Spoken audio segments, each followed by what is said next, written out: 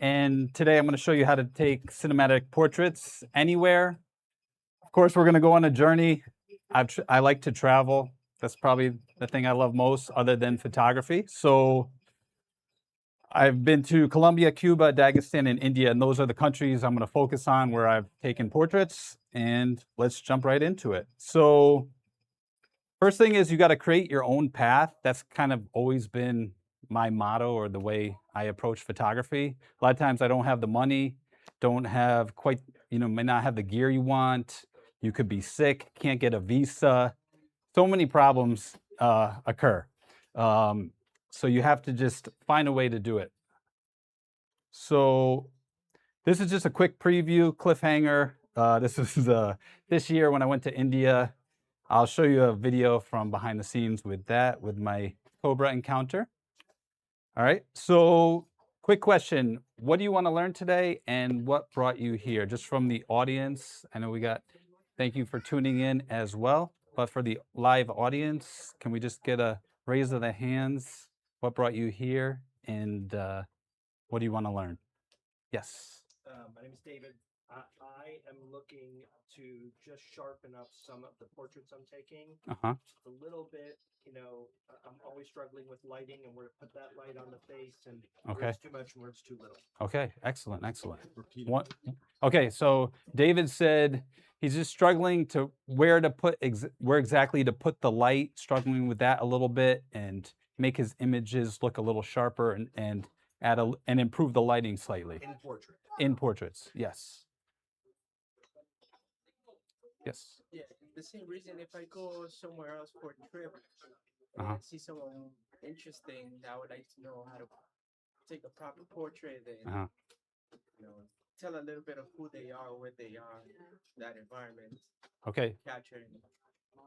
So when you're traveling, how to approach someone, how to be able to get the photo that you want, and how do you make this all happen? Yeah, make it more.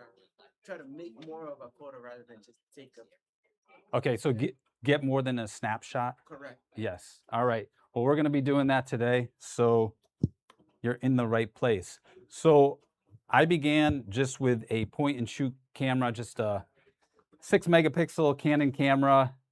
I traveled around Cuba for a few weeks, and this is where I got my start. So I was this was the second story in central Havana. I was just kind of shooting what I enjoyed. All right. So I just saw this kid playing baseball, just shot him down there.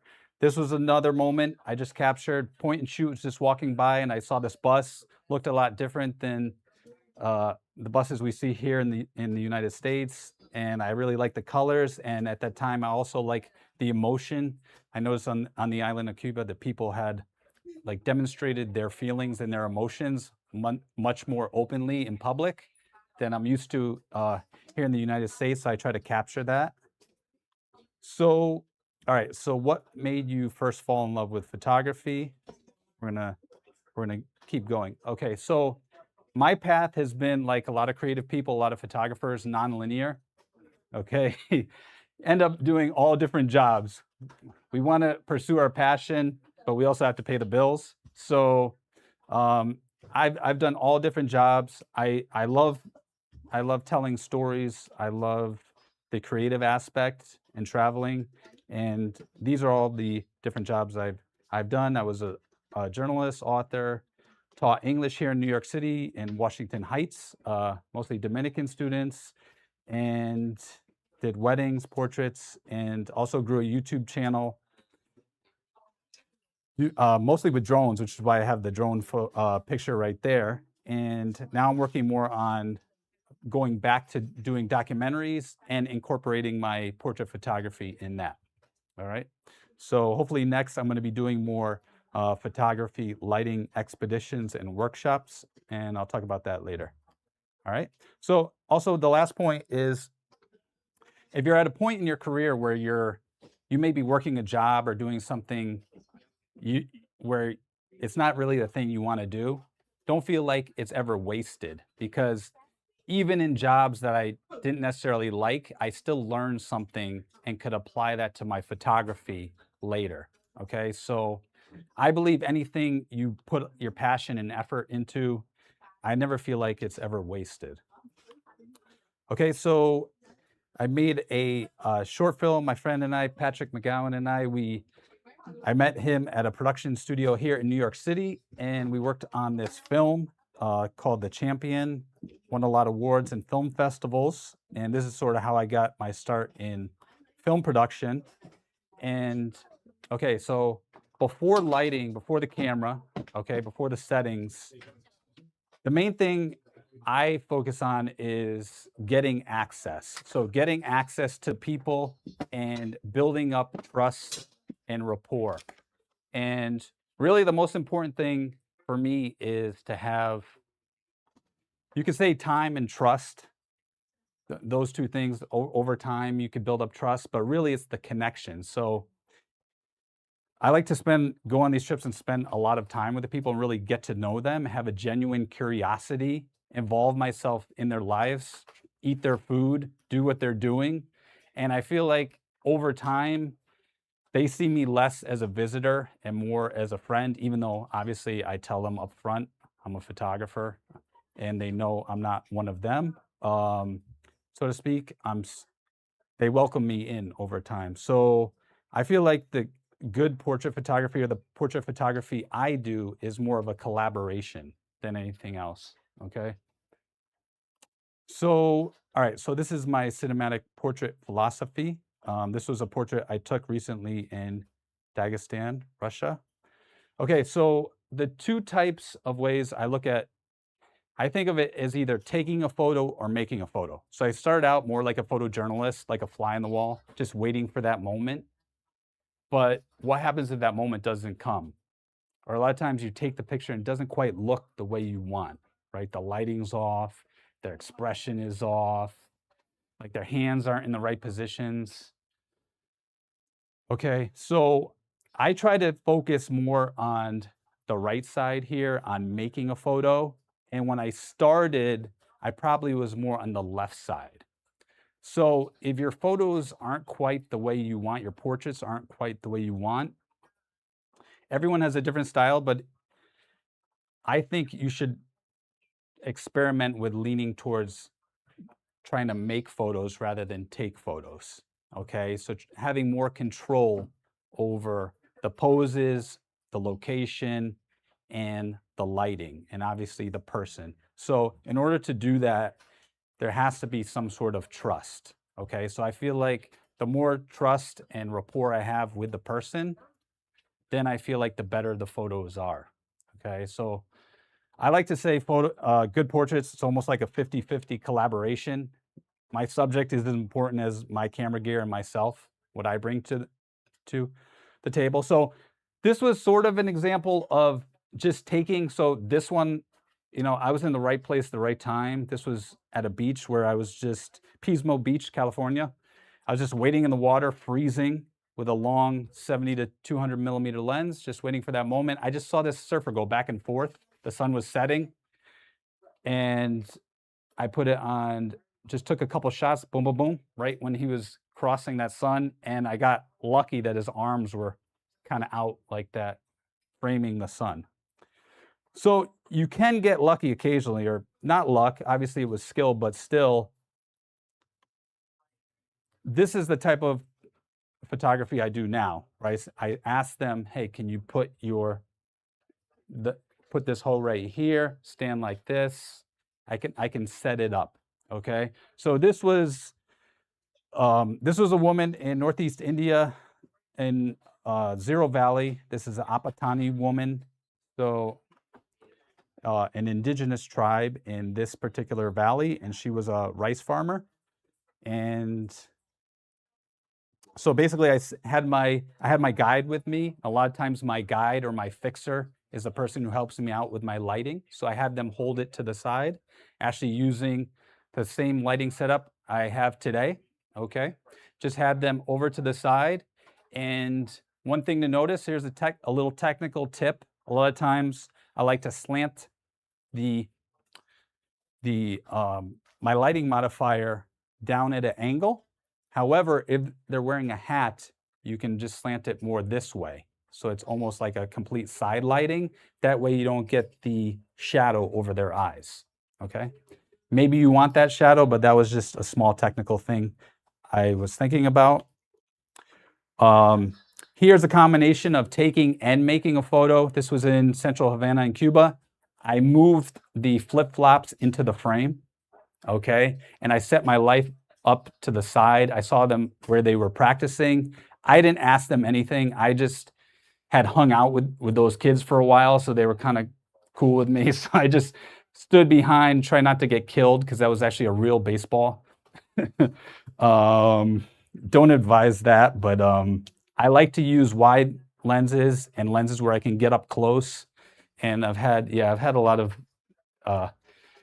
near injuries doing that. So just be careful. But I believe in using lighting very subtly. So just something to create dimensions so that the baseball player stands out a little bit from the background. But the background was really important because I noticed in Cuba at this time, a lot of these structures were crumbling or getting destroyed. So I wanted to also capture that. Okay, so like I said before, portrait photography is a 50-50 collaboration. So this particular photo was at a bull ring in Bogota, Colombia, and I kind of, hey, and yeah, perfect timing. And I saw this building. It was the tallest building around the bull ring. I just asked the doorman if I could go up there. He said, sure. And I went up there. People were watching that. And this gentleman invited me up to his penthouse and allowed me to take photos. I think it was because I had a genuine interest. I am an animal lover, so I don't know if I exactly like this, but at the same time, I was interested in seeing it for the first time. So I snapped this photo because I thought it would be interesting seeing the people watching the actual bullfight, but I also brought a longer lens and got that. Okay, so then this is a total different image where you can really see what's going on. I know this is more of an example of taking a photo, but in this situation, it'd be hard for me to walk out there and get a portrait while it was happening. Yes. Can you tell us where you were placed? Yeah, I was right up here. So I was standing up here over a ledge, just looking down like this. Try not to fall off the ledge. Yeah. Yes. So my question is, you started out shooting wide, Yes. and then you decided you're gonna switch the lens and get a telephoto. Yes, exactly. So he said, I started out wide and then I used a telephoto lens. Yes. Yes, exactly. I'm just curious, like, when did you know you needed to switch? I think I know when I got the photo. So I mean, you can review the photos you have. Once I had the framing and the photo that I liked with this, then I'm like, yeah, I got the photo I wanted. Yeah, and I said, yep, I got it. Okay, switch, boom, now. And I also noticed, you notice this guy has a pink cape.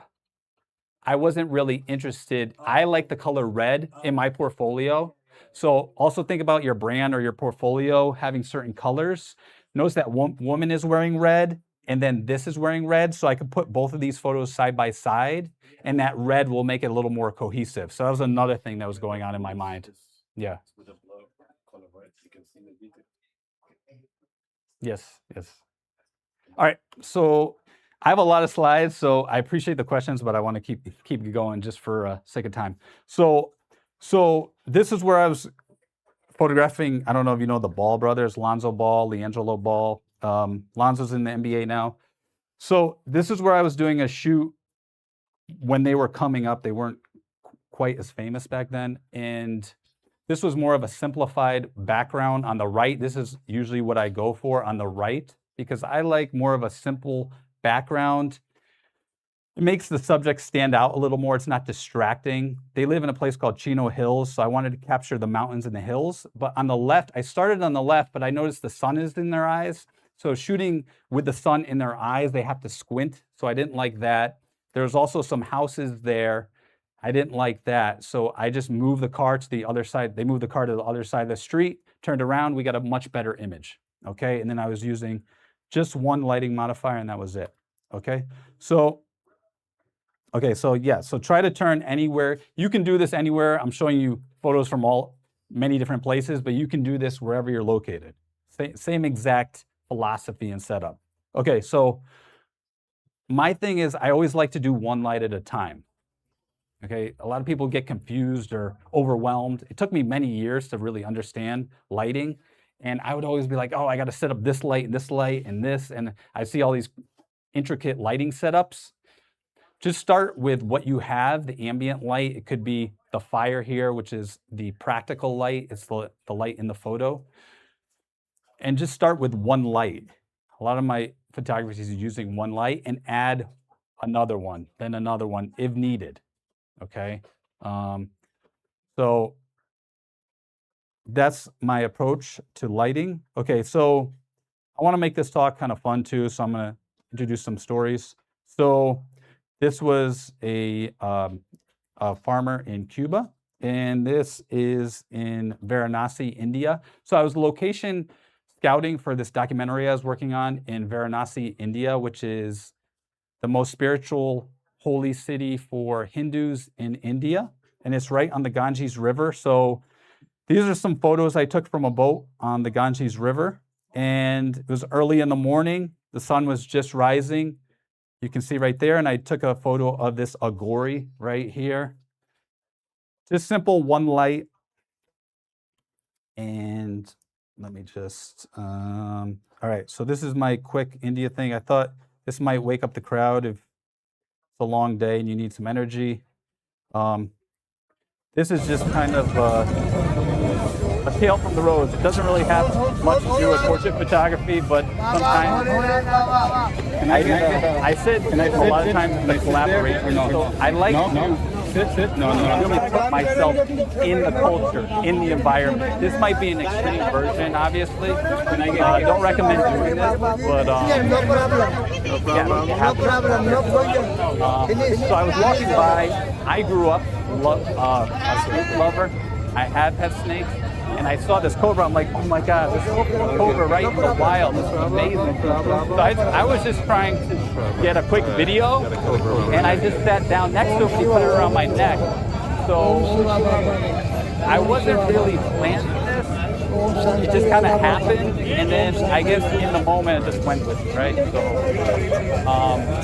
what you don't see in this video, when I put my camera down and got up, the cobra actually tried to bite me in the face or lunge towards me, and I felt it a little bit on my ear and beard. Nice but cobra. it didn't Beautiful. quite Beautiful the fangs cobra, yes. okay, but Beautiful. yeah, so don't recommend doing that.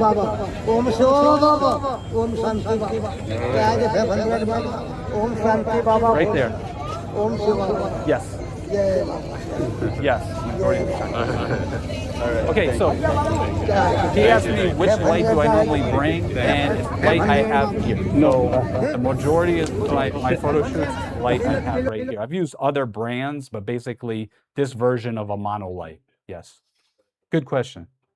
Okay.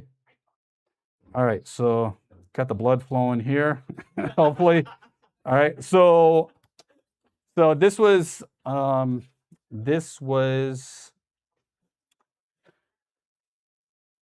further up on the river, in the Ganges River. You notice there's this interesting looking mosque in the center of the frame, and not a lot of tourists visit, even though it's a holy city for Hindus. I just was reading about it. I was like, wow, this is 450 years old. Let me go visit it. So I went there, and this young boy let me in, let me unlock the gate. It was sunrise, let me walk to the top. I got these amazing views of the entire city and the river. And he came, and then he just was standing there. I was like, hey, can I just get a couple photos? He's like, yeah, sure. And I don't really know, he didn't really speak too much English, but if you're not using any light, I would say shoot around sunrise and sunset. So this is all natural light. I just turned him in the right direction. A lot of times people who've never been photographed before, they're not self-conscious. So they have like really pure or just great expressions on their face, which is what I like. Kind of like the no expression. All right. So that was that. And all right, so this is in Cuba. So this photo I took of Lynn Paz, who's the best tobacco farmer in Cuba, and he was 96 years old. His great-grandson is 6 years old. So there's a 90-year difference here. And you could do this lighting setup too. Just put the light to the left, and you could take a black cloth or a black jacket or anything with black to add more shadow on the right side. Okay, if you want to make a little more a dramatic photo like this. Okay, so at the time, a lot of my shoots, I have to involve myself. Like I said, immerse yourself. Do whatever it takes to, like, I have a genuine curiosity, but try not to be high maintenance. You know what I mean? Like, get involved with however you need, with whatever you have access to. So at this particular place, there was only one place to stay, and they would occasionally get visitors. So when the visitors came, I had to sleep in this humidor. So this was on one of the best, like, tobacco farms, you could say, in the tobacco region of Cuba. So I slept every night just right there on that little bed. I would open the door in the morning, they would all laugh at me. So, all right. So this was Lynn in his, just in his home, very humble home. The thing I liked about it, you could see that little photo. I believe that was him when he was a little kid. He's 96 years old in this photo. So this was just one light, okay? Very simple setup. Let me see what's next. All right, so this photo I took, and I also believe in giving back. So I like to go to the same places again and again. That also helps me take better portraits. So in this one, I printed this photo out. A lot of times I'll print the photos back and I'll bring them back to the family and the subject I'm shooting.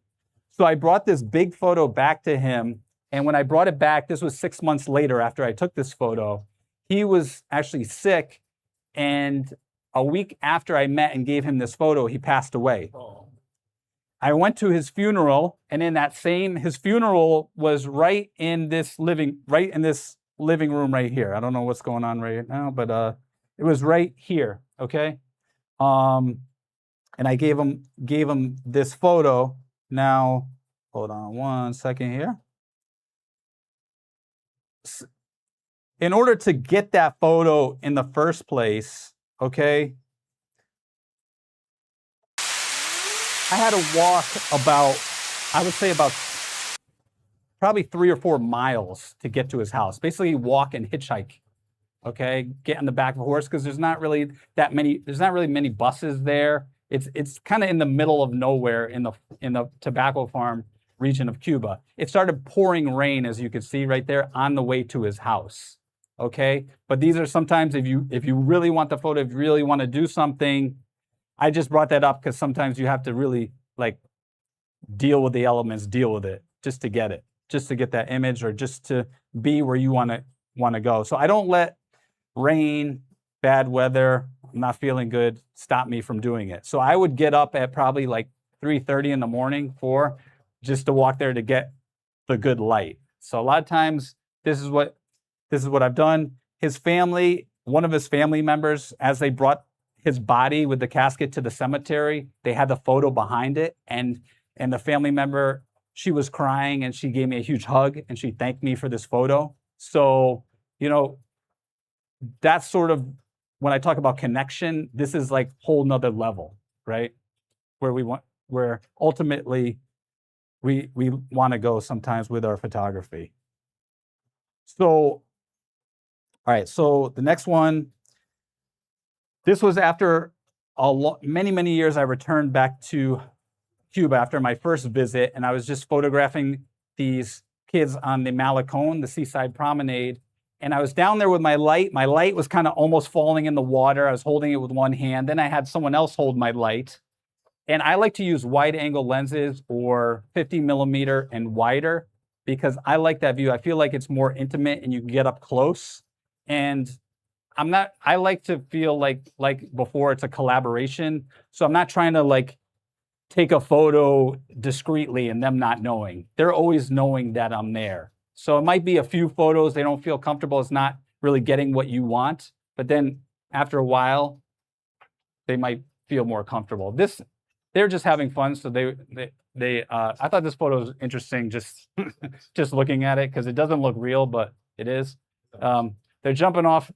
So I'm getting these photos like this, and my camera's getting splashed with water, and got too much water, sea salt, not good for cameras. It stopped working. I had a panic because this was my first day there, and I was going back to photograph the tobacco farmers, but this was in Havana, so I rushed to a bodega, got a bunch of ice, gaffer taped it shut, and left it there until I was leaving. So I left it there for almost 2 days. Took it, opened it up. I'm like praying, please. Luckily, it worked. It turned on. So if something happens to your camera, go too far. Okay, got it. So then I was going out to photograph this farmer who I'd met earlier during my first visit, and on the way there, I'm on the scooter going out to where he lives, another place in the middle of nowhere, and so to speak, and I just had all my camera gear here, and I'm not used to riding a scooter. I just stopped on the side of the road for a second to adjust everything. My bag fell off. This was before I had a really good bag, so I suggest investing in a good bag. My camera, the front of the lens cracked, and when I got to his house, I began taking out the pieces of glass. And I'm like, let's hope this works. Well, so I went to the back of his yard. We had already spent about 2 days together, so he was comfortable with me once again. So I wouldn't have been able to ask him to do this if I hadn't spent that first time visiting with him and then going back now. And then also when I went home, I would write him letters. He would write me back because he didn't have cell service where he was, had no internet, no air condition, barely had a radio with a couple channels on it. So it's really off the grid here. So I just thought this looked like a Hollywood set kind of. So I set up that stand right there, one light, and I'm to the right. You can't see me. Asked him to stand like that. And then this was the photo I got, just with one light. Okay. All right. So in the end, it worked out. And then I went to the inside of his home, and another setup, just very simple. I like light and shadow. So I'm really, when I take portraits, I'm thinking about where should I have the shadow and where should I have the light. The eye naturally goes to where it's brightest, but I'm also thinking about how dark or light should the shadows be, okay? So that takes practice, but also an experimentation. So I just put one light outside his window. You could do it without that, but adds a little more production value, and just asked him to look out his window.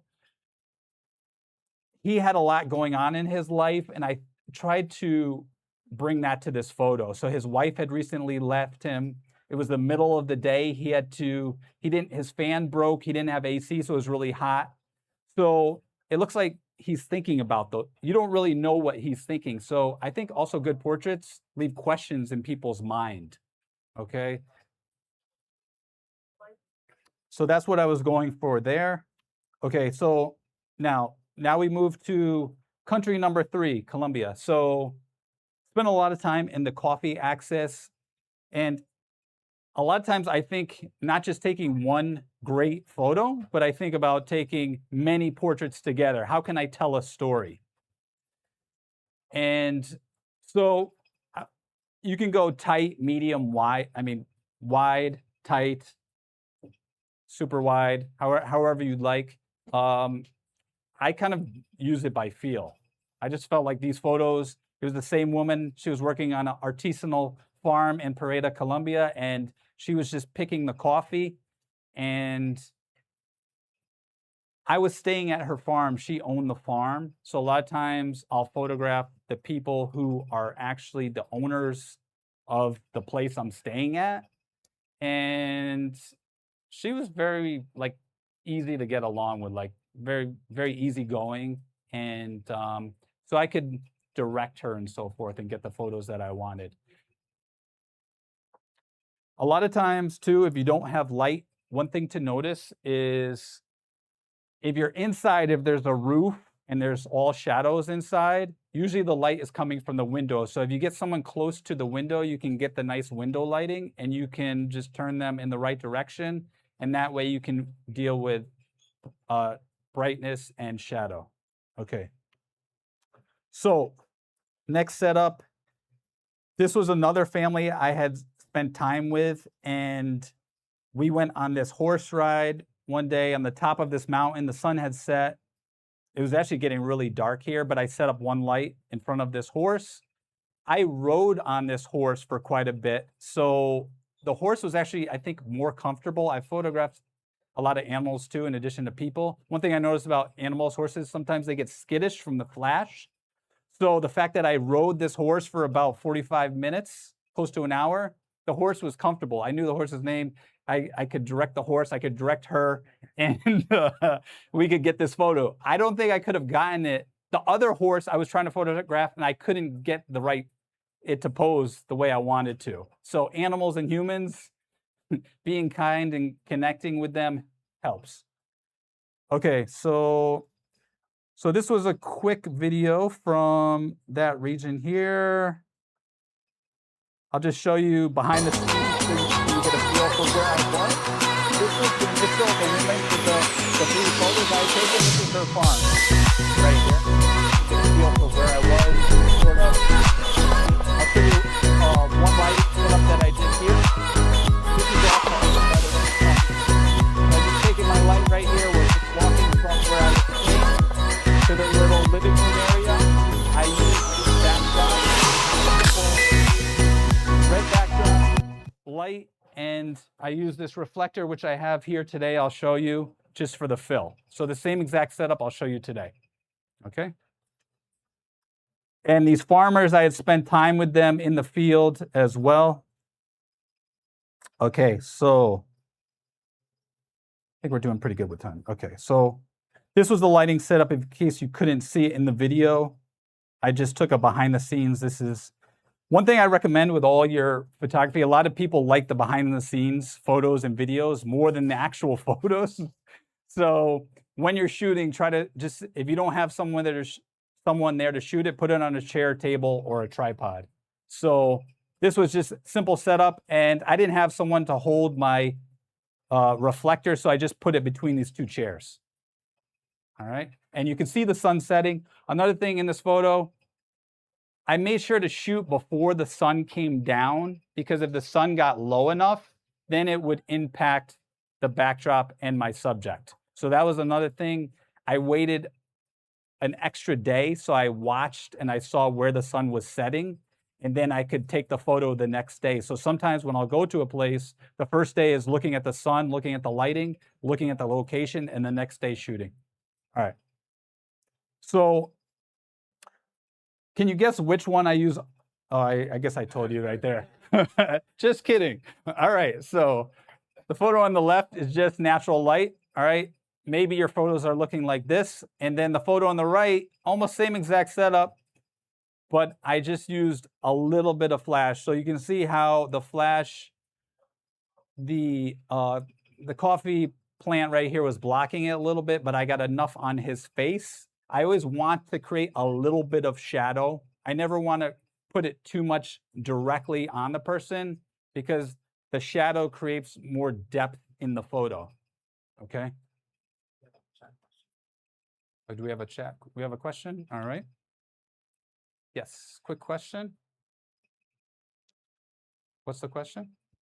Do any of your subjects ask to be compensated in exchange for their portraits? Yeah, good question. Yep, most of the people I spend time with, I will compensate them for their time. Give whatever's in your heart or whatever you feel like is reasonable, right? If they spend a whole afternoon or a whole day, or better yet, a few days with you, yeah, I'm gonna want to compensate them for the time. Oftentimes, I'll pay them more than they're making at their job.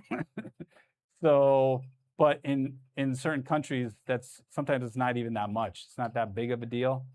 And also, I mean, it's goodwill and good karma too. Yeah. So it depends. Sometimes if it's just quick, very quick, and I don't know, sometimes the people have to go, you have to go, it doesn't, but usually I will try to compensate them, yes. Okay, so in this photo, I was staying at this gentleman, Ronaldo, I was staying at his farm as well, and this was close to Medellin relatively, and another artisanal coffee farm. And one thing I noticed about the coffee farms, I like people that create things with their hands and sort of have the same, he had the same passion for coffee that I have for photography. So we hit it off in that aspect. And I love learning about this, even though I didn't grow up with this. So one thing I know is they pass it down from generation to generation. And that's what I tried to show here. Also, if you notice, it's natural diffusion with the roof right there. The sun is coming through the roof. So if you can get some diffusion or something, a lot of times with backlight into your photo, that adds a little more production value. And you can either reflect that light or just use another light in the shot. Okay. So, all right, so country number 4 is Dagestan, Russia. So it's the southern part of Russia in the Caucasus Mountains. This photo, I had spent a lot of time at a Wushu Sanda school, which is kind of like a Kung Fu martial arts school. So we had spent the whole day right here.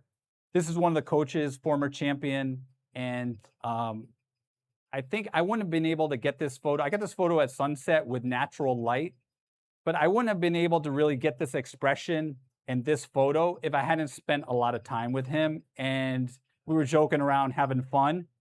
So when I asked him, hey, put your hands up like this, give me a serious pose, no smile.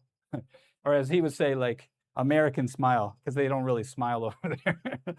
All right, so building camaraderie. So this was my time at this this Wushu Sanda school in the Dagestan mountains. So just give you a little, so you get a feel for behind the scenes, sort of how I photograph, yeah?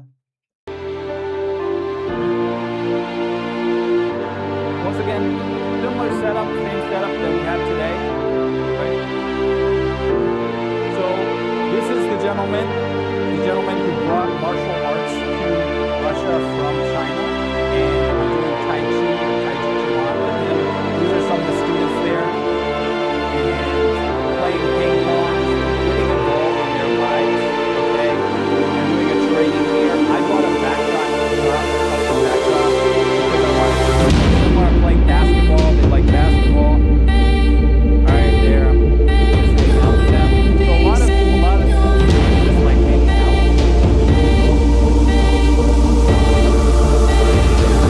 Showing them the photos. My setup. Now this modifier I use is a little bigger. So the bigger the modifier, the softer the light, the easier I would say it is to use. Okay. This last photo I took of Gusain, it took me like more than 2 weeks in order to build up the trust and goodwill in order for him to invite me up to his porch and take that photo right there. So that sometimes that will happen. It's not like it's the photos you want just magically happen. Okay. This one on the right, this was after one of their practices. I just set up the gloves right here, had him sitting there. I like the mat, the colors of the mat, but I also wanted a clean backdrop. And I also wanted to put together all the photos together with the same color backdrop so that when I had all the photos together, it would look cohesive. Okay. So this was another photo. The local girls come there and they do Tai Chi Chuan, but they do it with swords. And they wear these outfits. I also I went to this local event where they had these local dancers. And because this is one of the most ethnically diverse places in the world, each little village has their own traditional dress.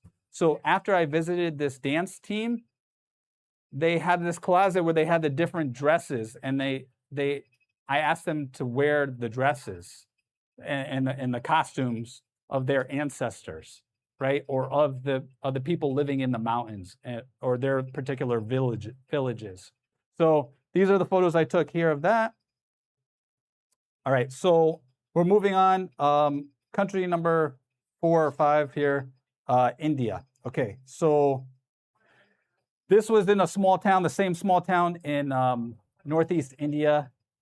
This is an Apatani grandmother. So a lot of the grandmas in this town, they have this face tattoo and they have these nose plugs. They no longer have these. It was outlawed and banned in the 70s. So only the elderly women in this town have them. All right. And here is also from India. So often building trust and rapport is doing ridiculous things, so, and acting stupid. So that's me right here.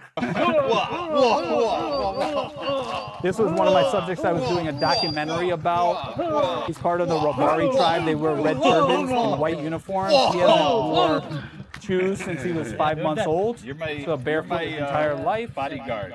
You're my bodyguard. And then after I spent a lot of time with him, he showed me his friends who are cutting down trees right here. So I befriended one person, introduces me to other people, and I'm able to photograph or film them. This was his wife making chapati at her house, which is traditional food in the Rajasthan desert. This is in northwest India, in the Rajasthan desert. And she's making here the chapati with the water buffalo, like butter and milk. So they have these buffaloes there, and it's all fresh, amazing, better than goat or cow milk. And so, like I said before, it's living with the people, experiencing what they experience. You need a spoon? Before you pick up a camera. It's easier like this. Once you pick up a camera, you spend a lot of time doing this, you'll be able to get them to pose or be in the position that you want. Very good. Very good. Now, if you don't have that much time, you could just do something simple, like food, have a meal with them, do something simple like that. So this was a local festival he took me to, where I met all his friends. This was about an hour away, so I was playing music. I'm not musically talented, but I can't dance to save my life, but when in Rome, right? So I think if you just try, even if you're horrible at it, people will give you the benefit of the doubt. And I think, also I knew they wore red, so I wore red, so that was another thing I thought about. I'm just making a fool of myself here, but I think they appreciate it. I eat the food, I try to play, I dance, and then smoke the weed. Right here. So my whole point is to really just, like I said, once the people see you as one of them, like a friend, rather than an outsider, is when then you're able to take the photos and do things that people who just come, take a picture and leave aren't able to do. So I'm just showing you this to, I don't know, little inspiration behind the scenes. Okay? Then they invite me over to their house. This is us riding on the motorcycle. Okay. So, all right. So, doing pretty good. We're almost at the live demo, by the way. So after I spent the time doing all that, then I was staying in this little farm, and I just turned my room into a studio. So you could do that too. Not too simple. Move my bed and everything in the room. The room's a little messy, but that's okay because we got these photos, so it was worth it, right? So, so sometimes, you know, you got to move things around, spend some time in order to get the photos you want, right? In order to tell the story you want to tell. So, all right, so sometimes I show up, don't know anyone. Other times, a lot of times I'll have a guide or a fixer. I'll try to get in contact before I go. So it's usually 50-50, depends, okay? Okay, so we're gonna do the live demo in just a couple minutes. So this was my guide in the northeast part of India, in Apatani region, and he spoke the language. Okay, he spoke Hindu and he spoke the Apatani language as well. So obviously, I can't communicate with these grandmas if I if I don't have him with me, right? So this was a bamboo forest, which was really important to the Apatani culture. So I try to tell a story right here, just using one light. Same thing right here. He introduced me to his friend right here, and then I was able to get this photo. So sometimes it's like a friend of a friend. Oh, you know so-and-so? Okay, you're good. All right, and then this was inside. I photographed this woman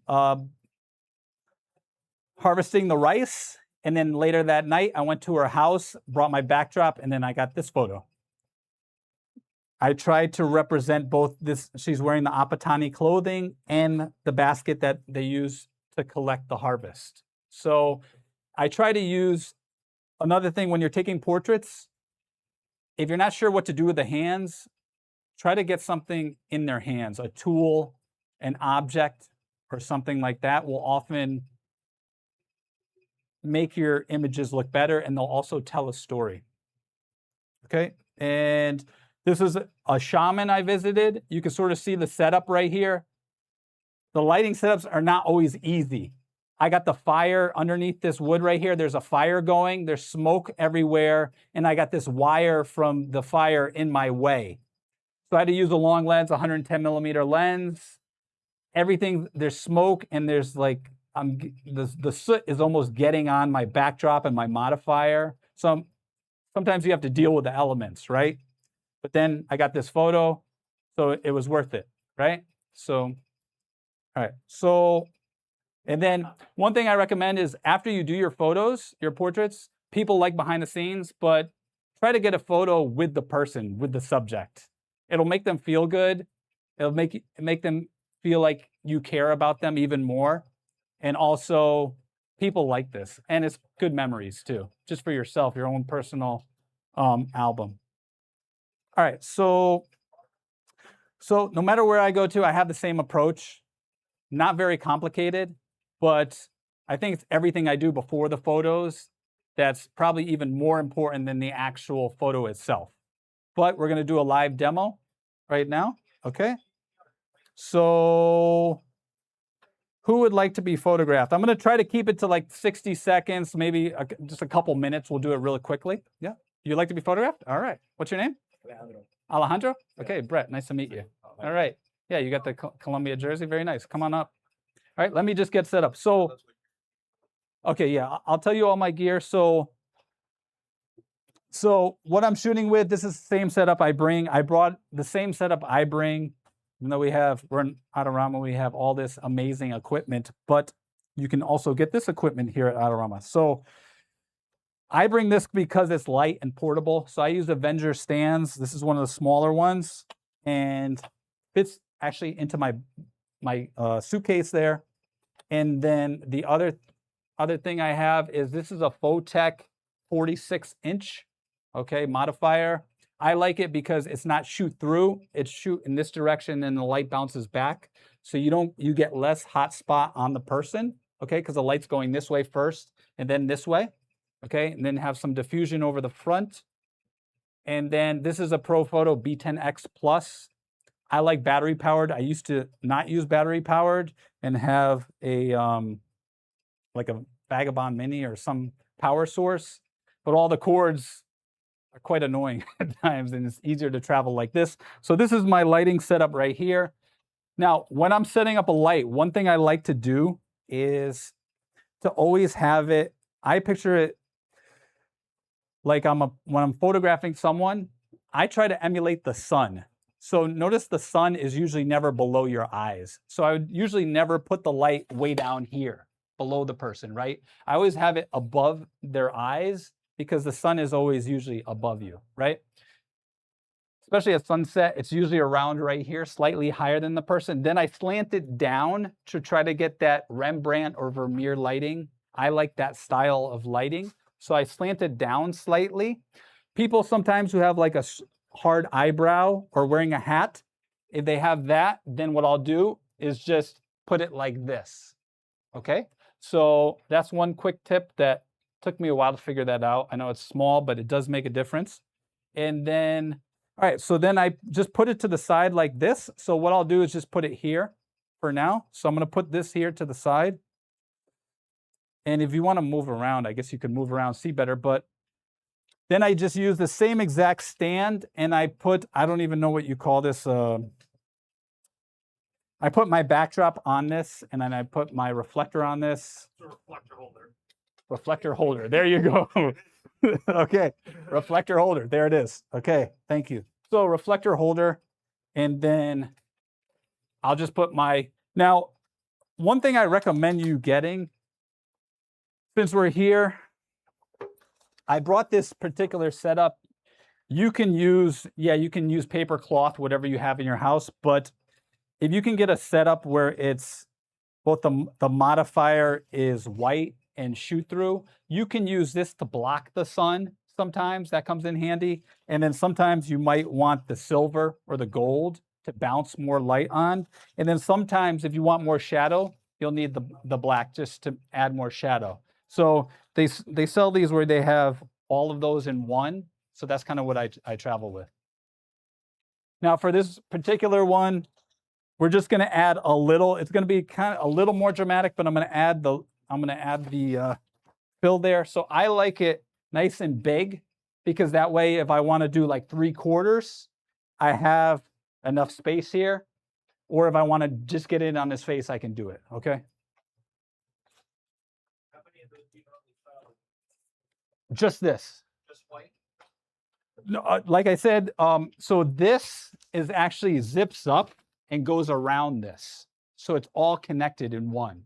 So I can actually put this over it and then break it down and fit that in my suitcase. It breaks down like about this big, and then I put it in my suitcase. No, I get that, but what if you want to change to a black background, a red background? So then I'll have to put this on it. Takes a little while, then the black will be on there, and then I'll go with it. Yeah. You could, it's tough when you travel because of the airlines having the weight requirement. So then what I do is sometimes I'll gaffer tape this, but for the sake of time, sometimes I'll gaffer tape this in the back, but since we're gonna go quickly here, you don't need to. A lot of times too, my subjects, they're doing something else. And then I like to like balance it with the bottom two legs. That kind of balances it, and then you can aim it in the direction you want. So what I like to do is kind of aim it so it bounces towards his face at almost like, I would say like 30 degrees, maybe 25 degrees. And then this light, I'll usually have above my subject. And I try not to point the modifier directly at the subject. What I'll do is I'll turn it just slightly. So the side of the modifier that part of the light will be hitting the face because the side of that light is a little softer than directly on. Now, the larger the modifier, usually you'll get more softer light. So you could also, we don't have time for it, but you could use this and put something in front of it. I could put this in front of it for even like softer light if I wanted to, right? Okay, so I'm gonna set this up. So one thing I like to do is just set the lighting up first and then try to go with the performance, get the subject to do what I want. So I'll say just relax, make yourself at home, all right? I'll try to do a test shoot, get my lighting good before the subject gets here, if possible. But if you don't, then you can just like chat with the subject. And a lot of times I don't know him, so like the performance, I may not be able to get like I would normally with someone who I know really well. You know what I mean? Because we're already cool with each other. But we're gonna go for it. All right, so I have the Canon R5. I have a 50mm RF lens 1.2, autofocus. I have the Pro Photo trigger, the Connect Pro for the Canon. The reason I use that is because it also has the high-speed sync, which sometimes I need as well. But for this, I won't need it. And what I do is my settings right now, which I tested earlier, there's 1/160th of a second, and then it's f4 and at about ISO 100. Usually I shoot, I would say f2.8 to f5.6 in that range. I don't like too shallow depth of field, but I enjoy a shallow depth of field. All right, so should I go over to the capture one here? Yep. All right, are we good? So we're just gonna be tethered here, so you get to see it live. So Alejandro, yes? All right. So what I'll do is I'll just get him to stand in the right place. So one thing you can do is also use the modeling light. If there's no light there, sometimes I'll use the modeling light. And that also helps me get the autofocus, because when it's dark, sometimes I can't get the autofocus. So if you get a light with a modeling light, that will help in low light, especially to get the autofocus. So what I'll do is, he's got the Colombia logo. You know what? Let me just relax for a second. Let me just test my lighting. You look great. All right, right there. We'll just test it the way he is. I'm gonna go in a little closer. All right, it's a 50 millimeter, so I don't want to get too close. Like if I got in too close like that right there, all right. To me, with a 50 millimeter, more of like an 85 millimeter is better if you're getting in tight. So with a 50 millimeter, I like to usually get about 3/4 because it won't distort the features, the facial features. So, all right. So one thing I like to do, so the way he's standing, one thing I'll say is, can you stand on maybe like one leg? So I'll have them lean on one leg. It's going to look more natural. If you stand equal weight on both legs, it's not going to look natural unless you're like in a power position. It's not really in a power position quite yet. So why don't you just lean on one leg and kind of like bend your knee on one leg if you could. Just pick one leg to bend. All right. Yeah. Just kind of like, just stand there. And then I would say like that. There you go. Perfect. All right. And can you turn just a little bit this way? Just your whole body. Just let go of your feet. Just stand. Yeah. You feel comfortable? All right. I'm working. All right. So, all right. And can you turn your face a little, yeah, too much right there? Move your head slightly up, Chin. Yeah, now relax, take a deep breath, relax. Beautiful. All right, so there I'm getting in close, boom. And I'm focusing on the eye. Can we look over here? Just look at my hand right now, look at my hand. Lower the chin slightly, there we go. Boom, up. All right. So now I have this. Notice if this is too much, right? I can just bring this back here too, right? And if we wanted to add a little more shadow here, look at my hand right now. There we go. Can you, all right, so his face looks kind of a little serious. Obviously, I haven't spent any time with him, but all right. All right. So sometimes you can say that, snap a cool pictures, and bam, that might have looked better than the ones I had before. So you can just make a joke like that. I'm the one that takes it there. All right, that's a little dramatic, but hey, we got it. There we go. There we go. All right, so sometimes it's just something like that, and bam, we get better photos, right? A lot of times, now it's looking a little too dramatic. I think I need the light here, the fill a little bit. So I'll add it back in, and we can move it closer if we want less shadow, farther away if we want more shadow. Okay. All right, Alejandro, you're doing great here, man. You're amazing. Awesome. There we go. Look right here, right here. Beautiful. All right. So that's kind of like the lighting. Now, not bad. So that's basically, any questions right now, or any questions from the audience there online? Yeah, what would be useful like from that? So how I would go, my selection process, I usually use Lightroom to make my selection. I have a weird way of editing, but I use Lightroom. Some people use Capture One. I use Capture One to like do more of my editing, but I use it depends on the camera. So Canon, actually, I use Lightroom for both, but Canon, I would do definitely my selections in Lightroom.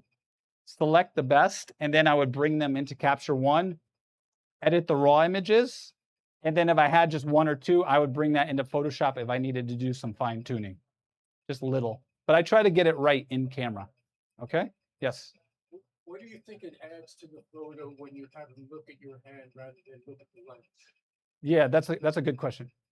Okay, so he asks, what does it add to the photo when he looks at my hand rather than the lens? Okay, so I say you get more of the light in the eye, the catch lights in the eye, and also I think it adds a little more wonder or like questions in the image if he's not looking directly at the camera. At the camera, you can really see that. And also, we haven't spent a lot of time together.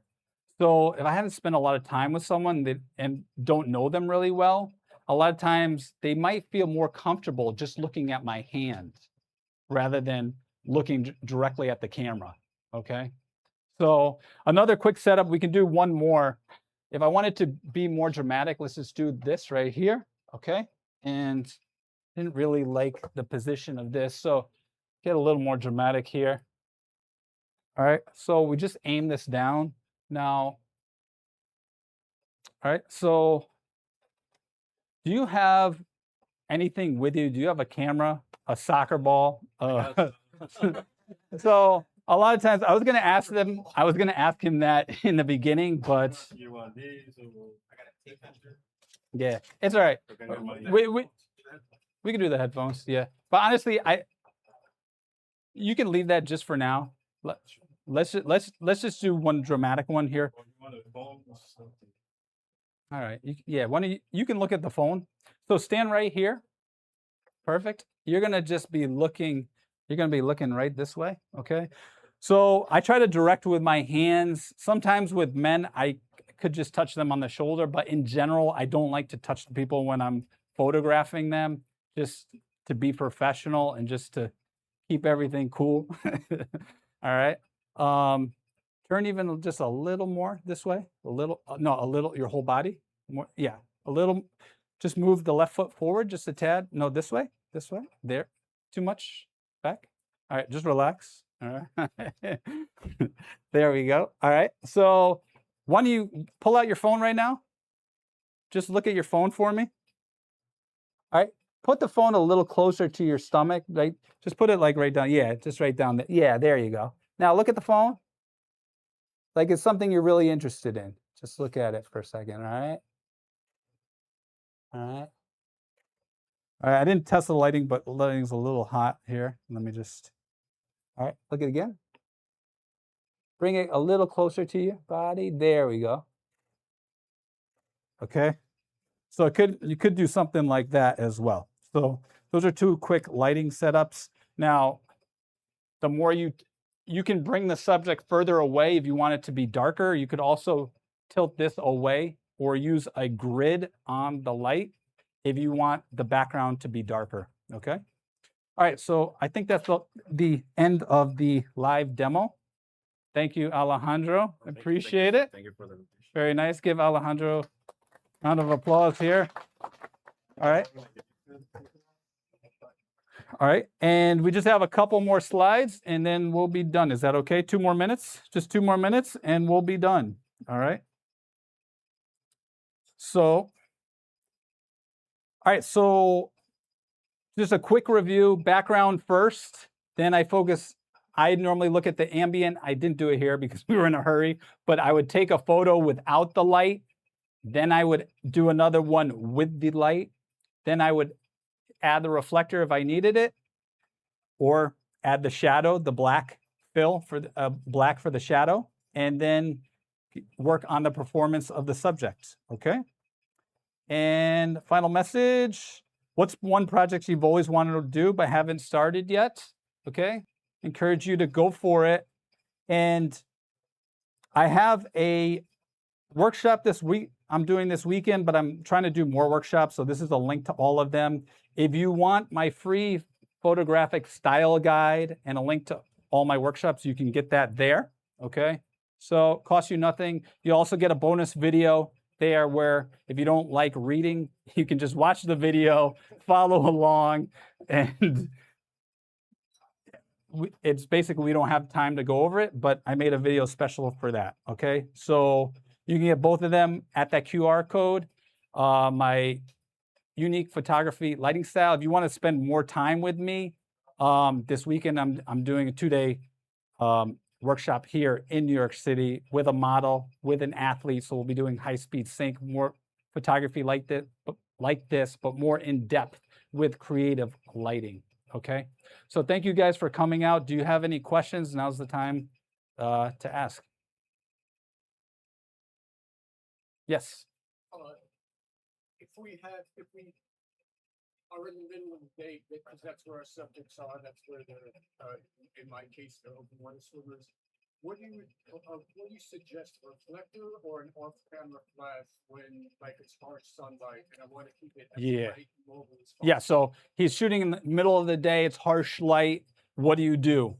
So a lot of times I'll use this, and what I'll do is, this pays to have an assistant, or if you can set up a stand, you can use this on the light with the sun, and then you can use either a light or a reflector on the other side, or you can move to a spot where there's shadow. Another thing you can do is try to shoot towards the sun or have the sun at a 45-degree angle and use that as a backlight. Yeah, you got to be creative. Yeah. Does that make sense? All right. Any other questions? Any questions from the audience tuning in? All right. Well, thank you guys for coming. One last quick thing, just for the people here who came.